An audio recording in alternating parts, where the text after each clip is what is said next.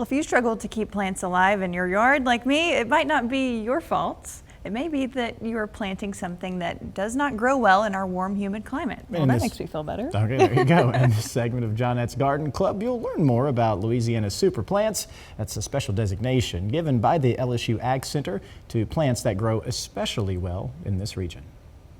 Hi everybody, I'm here at the LSU Ag Research Center in South Bossier Parish, and I'm here with Mark Wilson, who's with the center and is going to tell us about Louisiana super plants. Now, when we call something a super plant, what does that mean? So what the LSU super plant system is, it's a plant that grows well here in Louisiana that the nursery has approved and the university has tested to make sure it'll work for the homeowner. It takes about a 2 to 4 year process depending on the plant. And so ideally this tells consumers this is a good plant because it's going to be happy in your yard, odds are. Correct, yes. It tells them, when we give it out to the public, we will give you all those specs that plant needs. But yes, it tells you this will survive in Louisiana. We found it, we've tested it, we want to make sure it'll work for you. All right, so we've got one of these actually behind us right here. This is a magnolia. It looks quite different from what I've seen before. So, correct, this is a sweet bay magnolia.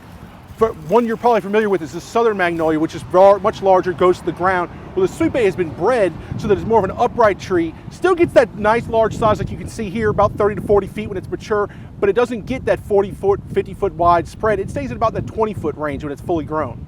And are the blooms as pretty? It still has the same beautiful bloom, not quite as large as you would stick with the southern magnolia, but still has that same beautiful white foliage and the red center, just like the southern will. What about the leaf drop? Does it drop as many leaves? It's going to drop leaves. You can kind of see some of the litter on the ground here. It's not as bad. These leaves are a lot smaller and they don't have as much of a waxy coat, so they break down a lot faster. So if you're the kind of landscaper who doesn't want to have to keep raking them up, this is a good option because they will break down. I'm Johnette Magner with KTBS. Back to you. To find more gardening information, visit ktbs.com/garden club.